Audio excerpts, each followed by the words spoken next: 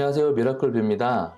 지난 영상에서 낙찰 사례로 본 부동산 경매 소액 투자 부분을 이야기했는데요. 이번 영상에도 교육생분 낙찰 사례를 통해서 어떻게 부동산 경매로 소액 투자가 가능했는지에 대해서 얘기를 해보려고 해요. 지난 영상에는 심지어 돈이 들어간 게 아니라 집을 샀는데 돈이 생긴 사례가 있었죠. 부동산 경매 시작을 망설이신 분들은 꼭 이 영상 끝까지 보시고 도움이 되었으면 좋겠습니다. 그럼 시작하겠습니다.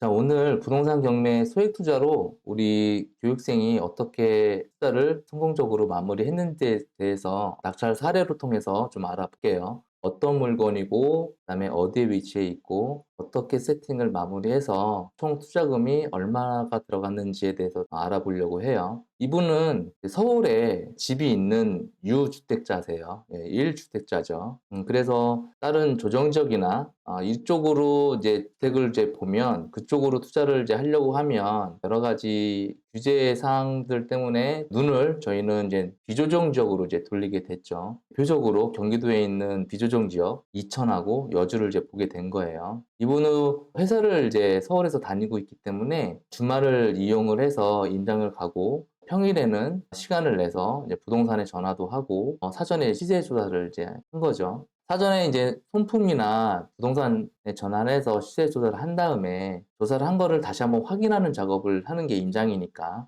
현장을 이제 가서 이제 확인을 해서 이 물건은 입찰을 해도 괜찮겠다라고 생각을 해서 이제 입찰 준비를 했던 물건이에요. 이분도 이제 부동산 경매를 관심이 있으셔서 계속 이제 책도 보고 스터디 카페 같은 데도 나가셔서 공부를 하셨는데 계속 진행이 안 되고 속도가 더디다 보니까 저를 통해서 이제 1대1로 이거를 진행을 하셨어요. 그래서 계속 피드백을 드리고 진행 사항들 체크해서 첫 낙찰을 받으신 거죠. 낙찰을 받고 뒤에 나오지만 성공적으로 마무리를 하셨어요.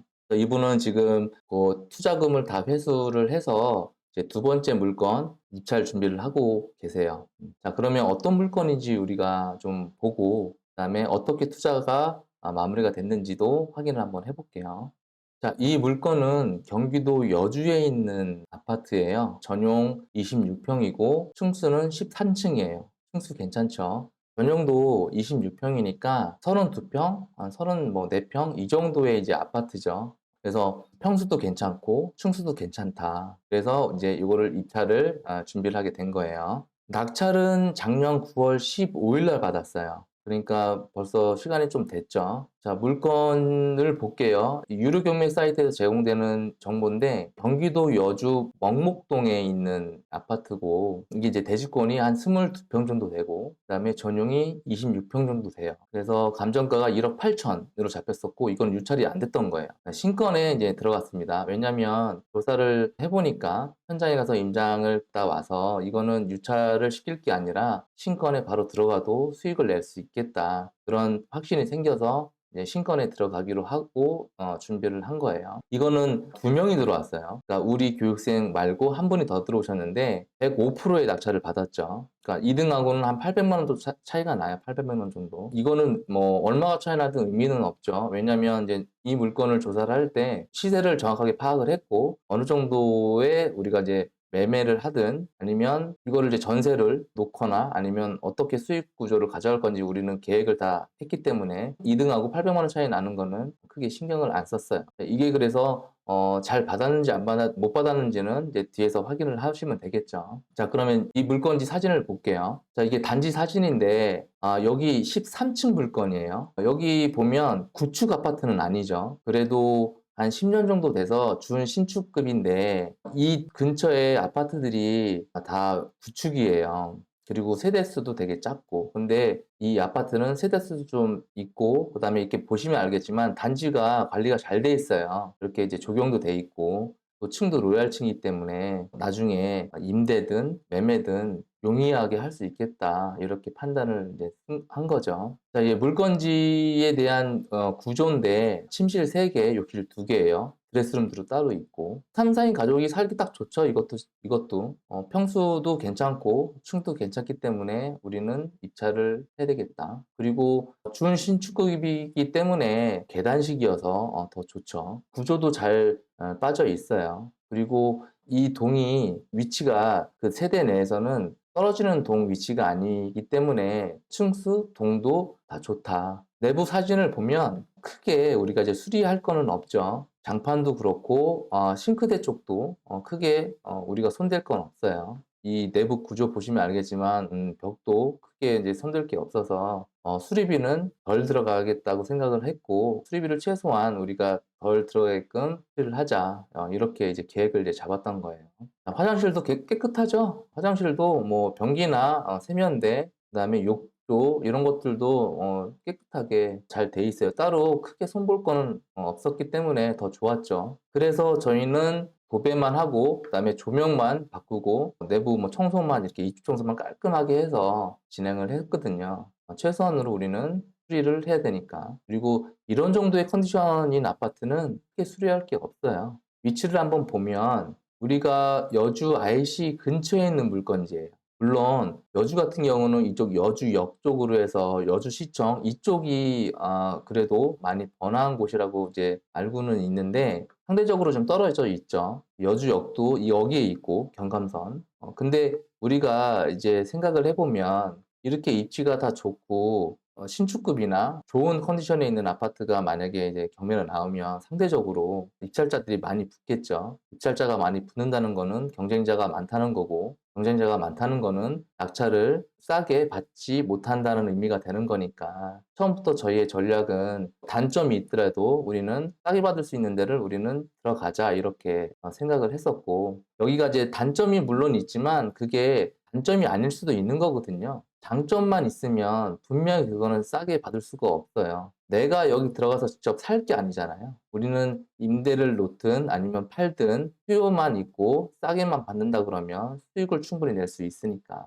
이런 것들이 꼭 위치가 이렇게 떨어져 있다고 해서 나쁜 게 아니다. 근데 여주 IC의 근처에 있기 때문에 원주나 다른 지역에 출퇴근하시기가 되게 용이해요. 이 부분은 근데 장점일 수도 있는 거거든요. 조금 더 위치를 보면 우리 물건이 여기에 있는데 이 근처에 학교가 없어요. 그거는 좀 단점이긴 해요. 이게 이 근처에 학교가 또 다 있으면 낙찰가를 저렇게 싸게 받지는 못했을 거죠. 왜냐면 그만큼 사람들이 또 많이 입찰을 할 거니까. 이게 단점이지만 우리는 반대로 장점이라고 생각을 한 거예요. 학교를 가려면 여기서 걸어는 가기 힘든 거리긴 해요. 1km가 넘으니까 힘든데 뭐가 또 좋으냐면 이 단지에 나와서 여기 바로 앞에 버스 정류장이 있어요. 걸어서 200m도 안 돼요. 도보로 2분이니까 어른이 걸어가면 2분도 안 걸리겠죠. 근데 여기서 이제 버스를 타고 이제 학교를 가면 되는데 이 버스 정류장이 만약에 굉장히 또 멀리 있거나 없다라고 그러면 분명히 그거는 이제 마이너스 요소가 되는데 우리는 버스 정류장이 바로 앞에 단지 앞에 있기 때문에 이거는 또 우리한테는 플러스 요인이 된다. 이렇게 이제 우리는 생각을 한 거죠. 자, 이 물건을 보면 지금 매매가 나온 게 2억에 나와 있어요. 근데 그 물건은 저층이고 저희 물건은 13층이죠. 그러니까 로얄층이에요. 저층이고 전세 낀 물건이에요. 전세가 1억 5천이 껴 있어요. 원래 이제 전세 낀 물건은 조금 더 매매가를 좀 더 싸게 내놓죠. 특히나 또 저층도 일반 중간층보다는 좀 더 싸게 내놓을 수 있으니까 이게 바로 입주가 가능하다라는 물건이라고 하면 이 매매가는 더 올라가겠죠. 그래서 우리는 낙찰을 1억 8,811만 원에 받았고 이전비, 취등록세 포함해서 이전비가 370만 원 정도 들어갔어요. 그러면 이제 우리 잔금 대출을 알아봐야죠. 이제 대출도 알아봐야 되니까 대출을 얼마 받았는지 확인을 해볼게요. 대출은 1억 1,400만 원을 받았어요. KB 시세로 60% 정도 받은 거거든요. 이분이 서울에 1주택 갖고 있지만 두 번째 주택을 비조정 지역으로 하면 취등록세 중과도 없고 대출도 60%까지는 나와요. 이게 아파트이기 때문에 KB 시세로 해서 60%까지 나왔거든요. 그래서 원래는 감정가, 낙찰가의 60%, 70% 얘기를 하는데 그거보다는 대출이 더 많이 나왔어요. 그거는 뭐 낙찰자 입장에서도 좋은 거죠. 대출이 더 많이 나왔다는 거는. 상대적으로 또 내 투자금이 덜 들어갈 수 있는 거니까. 여기 점유자는 이제 소유자가 있었어요. 그러니까 세입자가 있는 게 아니라 점유를 하고 계시는 분이 소유자가 있었는데 이분이 좀 사정이 좀 있었죠. 그 부분은 이제 뒤에 제가 말씀을 드릴게요. 어쨌든 여기는 세입자가 살고 있지 않았고 전 소유자가 전입이 돼 있었다.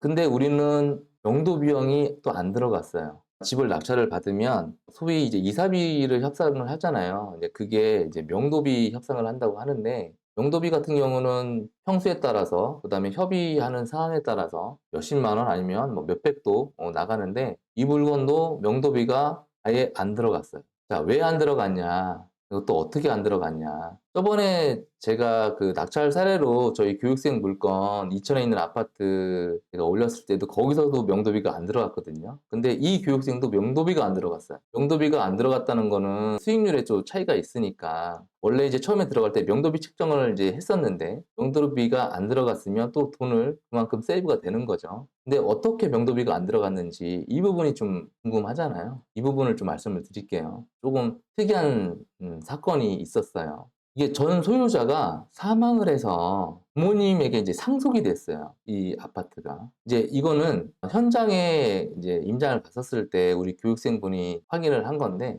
이 전 소유자가 작년 8월, 그러니까 낙찰받기 얼마 전에 사망을 해서 이 아파트가 아버님, 어머님한테 이제 상속이 된 거예요. 그래서 지금 그 집은 아무도 없다는 거를 저희가 이제 알 수가 있었던 거죠. 어쨌든 낙찰을 받고 상속이 부모님한테 됐으니까 소유권은 이제 부모님한테 있겠죠. 그래서 법원에 가서 법원 열람 기록을 보고 지금 두 분이 살고 계시는 데를 이제 찾아갔죠. 두 분이 이혼을 하셨는지 따로 살고 계시더라고요. 아버님 따로, 어머님 따로. 그래서 먼저 이제 어머님한테 주소를 확인해서 이제 찾아갔는데 그 어머님을 못 만났어요. 이제 거기에 이제 살고 계시지 않다라고 해서 못 만났고 이제 아버님 주소를 확인해서 아버님 쪽으로 이제 갔죠. 근데 아버님도 이제 못 만났어요. 그래서 몇 번을 이제 저녁에도 가고 그리고 이제 낮에도 이제 갔는데 현장에서 이제 알게 된 거는 전 소유자, 사망하신 분, 그 동생 연락처를 우연하게 알게 돼서 우리가 이제 연락을 이제 하게 된 거죠. 동생분한테. 상속받은 가족들과 접촉을 했는데 이 동생분하고 그래서 연락이 됐잖아요. 그 동생분하고 연락이 돼서 이제 사항을 이제 쭉 말씀을 드렸더니 이 물건에 대해서 크게 관심이 없으세요. 그러니까 낙찰이 지금 됐고 어떻게 되고 있는 데 대해서 모르시더라고요. 그래서 그 안에 짐을 어떻게 할 건지 지금 그리고 어떻게 할 건지에 대해서 이제 협의를 이제 했는데 다행히도 이 동생분이 내부에 있는 짐을 싹 빼서 몇 월 며칠 날 내부에 있는 짐을 다 빼겠다 이렇게 말씀을 하시고 그리고 비밀번호까지 다 말씀을 해주셨어요. 이제 그러면서 그냥 명도가 자연스럽게 끝난 거예요. 그래서 명도비가 안 들어갔다. 좋죠. 명도비 안 들어가고 그러면 또 돈이 굳는 거니까. 그 명도비도 사실 측정해 놓은 게 한 몇백이라도 있었을 텐데 그게 이제 우리는 세이브가 됐다. 수리 비용이 어느 정도 들어갔는지 그거를 말씀을 드리면 앞에서도 사진을 이제 보여드렸는데 수리할 게 그게 없었어요. 많이. 거의 이제 신축급이기 때문에 따로 수리할 게 많이 없어서 그냥 도배하고 그다음 청소하고 조명하고 전기 쪽 그다음에 열쇠 이제 다시 바꾸고 내부 이제 폐기물 같은 거 쓰레기 같은 거 좀 버리고 그렇게 해서 수리 비용 한 240만 원 정도 들어갔어요. 30평 넘는 아파트를 청소를 240만 원으로 했다는 거는 굉장히 저렴하게 한 거죠. 근데 미납관리비가 있었어요.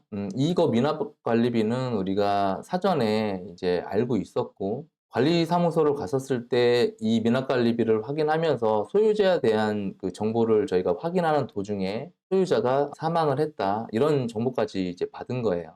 그래서 우리가 낙찰을 받으면 어떤 식으로 우리가 이거를 풀어가야 되겠다 이런 걸 사전에 계획을 할 수가 있었죠. 이렇게 현장에서 얻을 수 있는 정보들이 굉장히 많아요. 경비실에서 일하시는 분들이 또 여러 가지 또 정보를 또 알려줄 수 있거든요. 이분 같은 경우는 외국인 분하고 결혼하셨다가 또 이혼한 상태시고 여러 가지 집 상황에 대한 부분을 또 알 수 있으니까 들을 수 있으니까 그러니까 현장에서 우리가 최대한 정보를 얻을 수 있는 거는 많이 얻어야 된다. 그냥 딱 관리비만 확인하고 오지 말고 관리하시는 분 얘기도 듣고 실제로 거기서 거주하시는 분들 또 얘기도 들어야 여기가 지금 관리가 어떻게 되고 있고 거주하기가 어떻게 괜찮은지, 그러면 좋은 점이 뭐가 있고 안 좋은 점이 뭐가 있는지 그런 것들을 우리가 다 파악을 해놔야 우리가 대응을 할 수가 있으니까. 현장 가서 물건만 보고 사진만 찍고 뭐 부동산 가서 시세 파악만 하고 이런 게 아니라 현장도 둘러보고 현장에서 얻을 수 있는 정보는 최대한 얻어야 된다.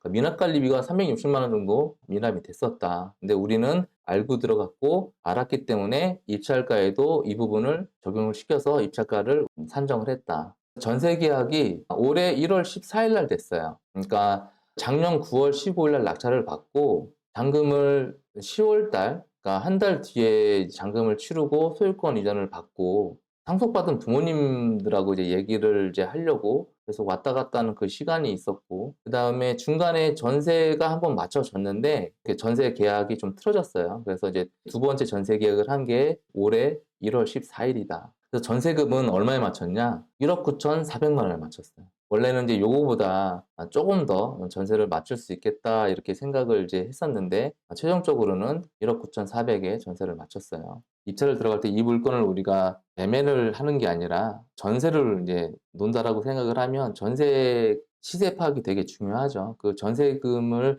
얼마에 맞출 수 있는지 알아야 우리가 입찰가 선정할 때도 참고를 할 수가 있고, 지금 이 전세 이쪽에 수요가 어떤지 부동산에 가서도 그런 부분들을 꼼꼼하게 확인을 해야 돼요. 그래서 부동산을 뭐 한 군데 두 군데만 들릴 게 아니라 다양하게 많이 들려야 되고, 이 아파트만 가지고 확인할 게 아니라 이 아파트하고 경쟁이 될 수 있는 인근에 있는 아파트들, 비슷한 평수들, 물론 뭐 연식도 비슷하면 좋지만 연식이 좀 떨어지거나 조금 연식이 더 좋아도 경쟁이 될 수 있는 물건들이 지금 현재 전세가 어떻게 나가고 있는지, 전세 시세가 어떻게 되는지 그런 것들도 사전에 파악을 해야 된다. 근데 우리가 생각지도 못할 게 추가 수익이 생겼어요. 우리가 전세를 올해 1월 달에 마쳤다고 했는데 원래는 작년 12월에 전세 계약을 한번 했었어요. 들어오시는 분 상황으로 인해서 그게 이제 계약이 파기가 됐어요. 그래서 계약금 100만 원은 돌려주지 않았죠. 그래서 생각지도 못할 게 이 100만 원이 또 수익이 생긴 거예요. 그래서 수익률을 우리가 또 이제 확인을 해봐야죠. 이 수익률이 우리는 되게 궁금하잖아요. 그래서 얼마의 투자금이 들어갔는지 이제 이런 것들을 우리는 알아야 되니까 우리가 이제 수익률 정리를 잘 해야 되고, 이 수익률이 어떻게 보면 이 경매 투자하는 사람들 입장에서는 굉장히 궁금한 사항이잖아요. 그래서 얼마 들어갔는데 뭐 이런 거니까. 자, 낙찰가가 1억 8,811만 원이고 이전 비용이 370만 원 들어갔죠. 명도비 아까 얘기했듯이 명도비 하나도 안 들어갔어요. 그리고 수리비는 240만 원 들어갔죠. 아까 얘기했지만 뭐 도배만 한 정도예요. 그다음에 뭐 폐기물 비용하고 전기 비용 이런 것만 들어갔어요. 그리고 미납관리비 360만 원. 그렇게 해서 총 이제 들어간 금액이 1억 9,781만 원이에요.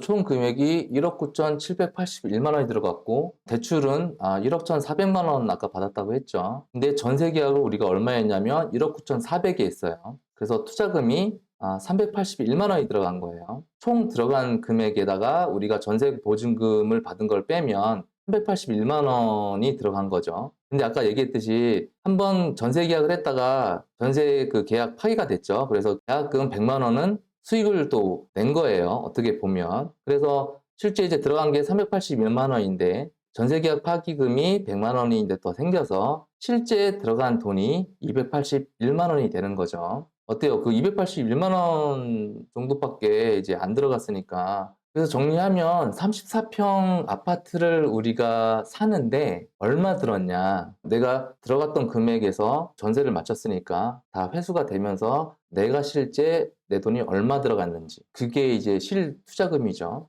정리하면 그게 281만 원이 들어간 거예요. 300만 원도 지금 안 들어간 거죠. 30평짜리 아파트를, 방 3개짜리 30평짜리 아파트를 산 거죠. 자, 그러면 정리를 좀 해볼게요. 마무리를 좀 하면 이 교육생분이 아파트 하나를 매수를 하고 부동산 경매 투자를 하는데 들어간 금액이 실투자 금액이 281만 원이에요. 그러니까 300만 원도 이제 안 되는 돈으로 지금 투자를 굉장히 잘 하신 거죠. 그리고 시세 차익은 지금 한 4천만 원 정도 이상을 지금 생각을 하고 계세요. 아까 저층이 전세계 물건이 2억에 내놨는데 이거는 이제 로얄층이고 전세계 물건이 아니라 실제 바로 입주가 가능하다는 물건이면 부동산에서도 그거보다는 훨씬 더 시세로 거래가 된다라고 말씀을 이제 하시니까 이렇게 물건 하나를 우리가 잘 받으면 투자금도 최소한으로 들어갈 수가 있고 지금 이 물건 하나로 시세 차익이 지금 만약에 정리를 해도 뭐 물론 세금이 지금 포함돼 있지만 4천만 원 정도가 시세 차익으로 수익을 얻는 거죠. 4천만 원이라는 돈이 굉장히 큰 돈이잖아요. 1년에 이 4천만 원을 우리가 저금을 하려면 한 300 이상, 3, 400 정도는 저금해야 되는 거예요. 그래서 200만 원을 내가 투자를 해서 3, 4천만 원의 수익을 얻는다? 굉장히 좋은 투자죠. 이렇게 경매가 물건만 잘 우리가 받으면, 낙찰을 받으면 이렇게 좋은 성과를 낼 수가 있다. 낙찰을 1년에 몇 개 받느냐가 중요한 게 아니라 하나를 받아도 잘 수익을 낼 수 있는 그런 물건을 받는 게 중요해요. 이 수강생분도 뭐 회사를 다니고 있고 전업으로 지금 투자를 하시는 게 아니기 때문에 1년에 이런 투자를 한두 건만 성공적으로 하시면 내 원래 근로소득에다 이렇게 자본소득까지 더해지면 속도가 훨씬 더 빨리 나겠죠. 이렇게 시세 차익이나 이런 투자로 내 투자금을 계속 더 크기를 불려서 조금 더 좋은 입지, 조금 더 큰 물건 이런 것들을 이제 하기 위한 과정이 주는 게 하나는 거니까 지금 이거 하나로 투자가 끝났다, 내 이제 부동산 투자는 끝났다 이런 게 아니라 경매는 꾸준하게 오래 하는 사람이 결국에는 수익도 많이 보고 결국에는 그 경매 이 시장에서 이기는 사람이 된다고 생각을 해요. 늘 저도 생각을 하는 게 꾸준하게 즐겁게 오래 하자. 1년에 낙찰을 10개, 5개, 20개 받는 게 사실 중요한 게 아니라 그렇게 받아도 부동산 경매 이 시장에 오래 있지 않으면 아무 의미가 없는 것 같아요. 좀 더디고 천천히 가더라도 꾸준하게 계속 가다 보면 분명히 더 좋은 물건을 투자를 할 수 있는 기회가 분명히 저는 온다라고 생각을 해요. 긴 영상 시청해 주셔서 너무 감사드리고요. 다음에 더 좋은 영상으로 찾아뵙도록 할게요. 감사합니다.